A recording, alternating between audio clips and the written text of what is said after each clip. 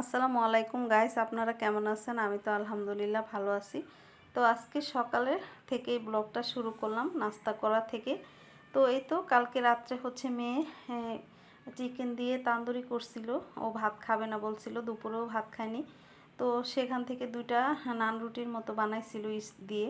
তো দুইটা রয়ে গেছে আর বলতেছিল সকালে যে আম্মু নাস্তা বানানোর দরকার নেই, এগুলোই আমরা খেয়ে নিই, যেহেতু একটু মোটা মোটা রুটি, তো সেই জন্য।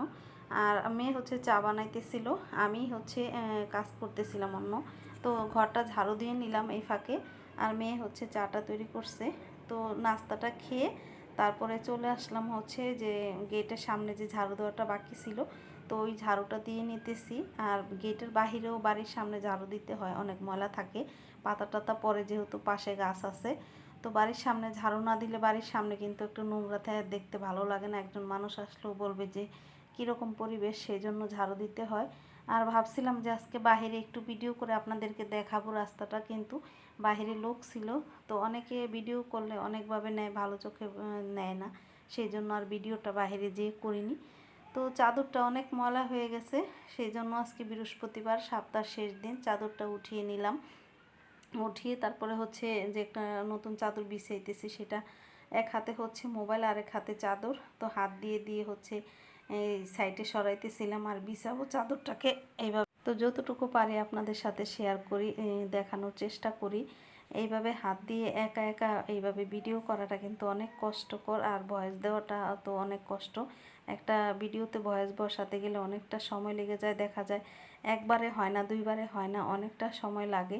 তো সেই জন্য অনেকটা কষ্ট হয় কিন্তু ভিডিও করতে, কিন্তু ভিডিওতে যদি ভিউ না আসে তাহলে কিন্তু মনটা খারাপ হয়ে যায় একদম। তো ভিডিও করি এত কষ্ট করে, ভিডিওতে কিন্তু ভিউই আসে না, সেই জন্য অনেকে দেখে, দেখে দেখে একটা লাইকও দেয় না, শুধু ভিডিওটা দেখে তারপরে জাস্ট চলে যায়। কেন রে ভাই, একটা লাইক দিলে কি আপনার হাতে ব্যথা করে? একটা লাইক তো অবশ্যই দিতে পারেন। আর ভিডিওটা একটু দেখলে কি এমন ক্ষতি হয়? তো কি বলবো, এগুলা হচ্ছে মানে যার যার ইচ্ছা, তো মানুষের না দেখলে তো আর জোর করে তো আর লাইক দেওয়া যায় না। তো যাই হোক, আমি কিন্তু যাদের ভিডিও দেখি প্রত্যেকটা ভিডিওতেই হচ্ছে আমি দেখি, দেখে দেখে তারপরে হচ্ছে কমেন্ট করে যাই, লাইক দিয়ে যাই। আর অনেকেই হচ্ছে আমার ভিডিও দেখে কিন্তু লাইক দেয় না, আমি দেখি। তো যাই হোক, যে কেউ যদি জোর করে দেওয়া যায় না, কেউ যদি ইচ্ছে করে না দেয়, তো এটাই হচ্ছে কথা। তো এই তো রাত্রেবেলা বাসন কোসন ধুয়ে নিয়েছিলাম, তো সেগুলাকেই হচ্ছে এখন একটু প্লেটগুলা সব কিছু গুছিয়ে তারপরে আবার রান্না করতে চলে আসব। আর আজকে দুপুরে হচ্ছে মানে মেয়েকে বলতেছিলাম যে আজকে চলো একটু খিচুড়ি রান্না করি। তো মাঝে মধ্যেই হচ্ছে এভাবে ডাল চাল দিয়ে মেয়ে আর আমি খিচুড়ি রান্না করে খাই। তো বোনা খিচুড়িটা খাই, পাতলা খিচুড়িটা তেমন একটা পছন্দ না। আর বৃষ্টি নামতেছিল বাহিরে, তো মেয়েকে বললাম, আর আমার মেয়েও আমার মতো বোনা খিচুড়ি পছন্দ করে। তো পাতলা খিচুড়িও ওর পছন্দ, দুইটাই খায়। তো আমার হচ্ছে বোনা খিচুড়িটাই পছন্দ। তো বাহিরে দেখুন বৃষ্টি হচ্ছে, আমি আপনাদেরকে জানলা দিয়ে একটু ভিডিও করে আমার বাড়ির পিছন সাইডটা দেখালাম।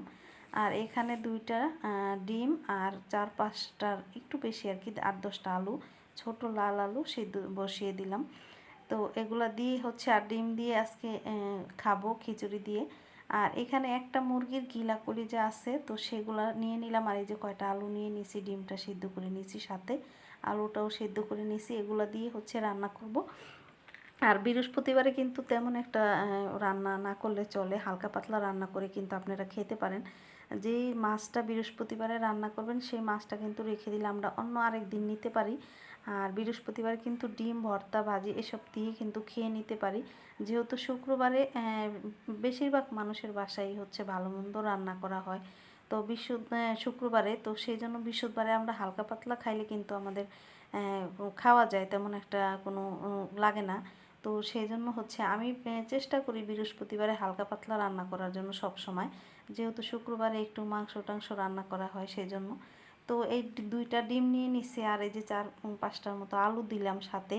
আর একটা মুরগি আনছি, আমরা তো মুরগি আনলে গিলা কলিজাগুলো দেখা যায় মাংসের সাথে রেখে রান্না করে ফেলি, কিন্তু যদি আপনি এভাবে রেখে দেন একটা মুরগির থেকে গিলা কলিজা, সেটার সাথে কিন্তু আপনি বৃহস্পতিবারে চাইলে এইভাবে ডিম দিয়ে রান্না করে কিন্তু আপনি 2 বেলা নিতে পারেন ইচ্ছে করলে, যদি আর সাথে একটু আলু দেন, তাহলে কিন্তু 4 জন মানুষের জন্য অনেক সুন্দর করে একদম হয়ে যায় এইভাবে রান্না করলে।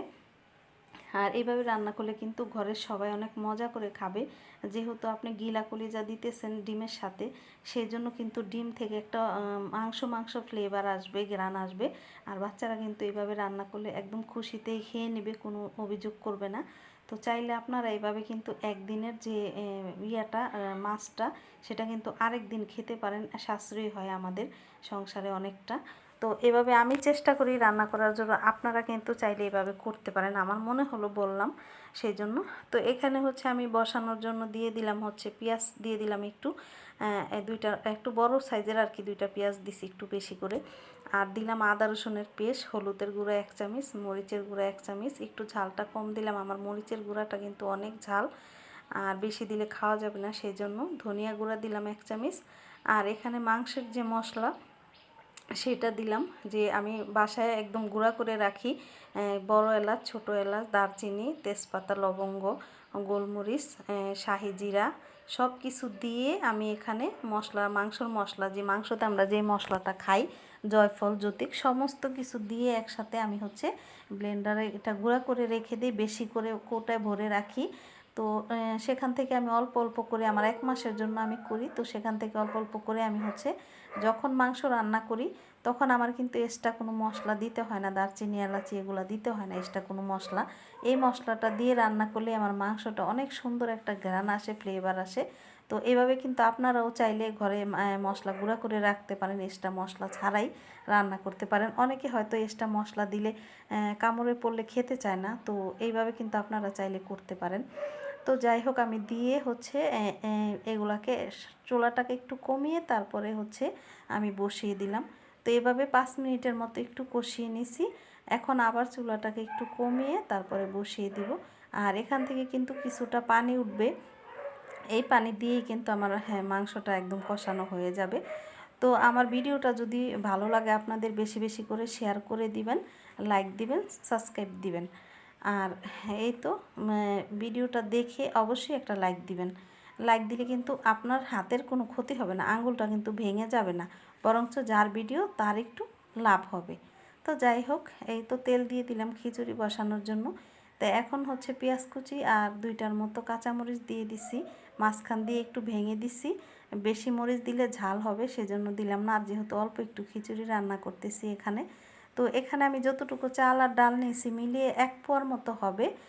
তো এটা কিন্তু 3 জন মানুষের জন্য একদম সুন্দরভাবে খাওয়া হয়ে যাবে। তো মশলাটা যখন দিচ্ছি তখন হচ্ছে ক্যামেরাটা আমি অন করতে ভুলে গেছিলাম, তো সেজন্য দেওয়া হয়নি। আর আপনাদেরকে আমি বলে দিই এখানে কি কি মশলা দিছি।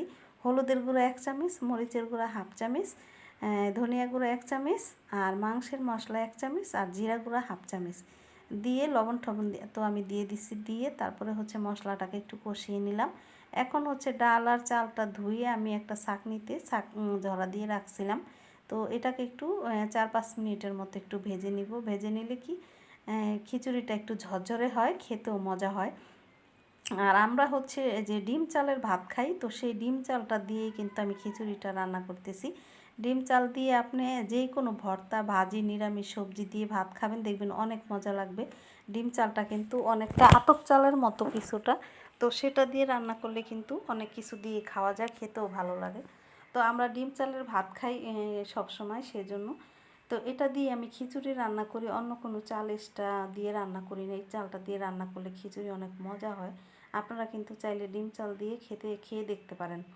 তো আমি এখানে গরম পানি দিয়ে দিচ্ছি, আর এখানে আমি একটা মগ দিয়ে হচ্ছে চালটাকে মেপে নিয়েছিলাম 1 পট, আর সামান্য কিছুটা বেশি হয়েছিল, তো সেই অনুযায়ী হচ্ছে আমি ডাবল পানি দিয়ে দিছি, দিয়ে পাশের চুলাতে হচ্ছে নিয়ে গেছি। আর এই চুলাতে আবার হচ্ছে আমি উলট পালট করে আপনাদেরকে দেখাচ্ছি, ক্যামেরাটা একদম উপর থেকে ধরলে হচ্ছে ভালোভাবে রান্নাটা বোঝা যাবে না, সেই জন্য আমি হচ্ছে এইভাবে দেখাইতেছি আপনাদেরকে, সামনে থেকে একটা একটা করে ওই পাশ থেকে এই পাশে, এই পাশ থেকে ওই পাশে করে নিয়ে তারপরে দেখাচ্ছি। অনেকটা কষ্ট হচ্ছে, তারপরেও দেখাইতেছি। তো গিলা কলিজা থেকে কিছুটা পানি উঠছে, ওঠার পরে আবার ঢাকনা দিয়ে ঢেকে দিলাম। আর এখানে আমার খিচুড়িটা বলক চলে আসছে, আর এখানে হচ্ছে কিছুটা বাদাম। তো আমি কখনো খিচুড়িতে বাদাম দিয়ে রান্না করিনি, প্রথম রান্না করলাম। তো আমি অনেক আগে একটা জায়গায় বেড়াতে গিয়েছিলাম, তো সেখানে হচ্ছে খিচুড়ি বাদাম দিয়ে আমি খেয়েছিলাম, অনেক ভালো লাগছে আমার কাছে। তো সেই জন্য আমি আজকে চেষ্টা করলাম, আসলে আমার কাছে ভালোই লাগছে বাদাম দেওয়াতে খিচুড়িটা। তো এই তো আজকে যা যা রান্না করলাম, এই যে এখানে যেতটুকু তরকারি আছে এটা কিন্তু চাইলে আমরা 4 জন খেতে পারবো। আর এখানে একটা শুকনো মরিচ, পেঁয়াজ, সরিষার তেল, লবণ দিয়ে আমি মেখে নিছি খিচুড়ি দিয়ে খাওয়ার জন্য। আর কালকের যে আমার অনেকটা তরকারি রয়ে গেছে, এগুলো দিয়ে কিন্তু আমি রাত্রে চালিয়ে দিব, আমার আর রান্না করার কোনো দরকার নেই।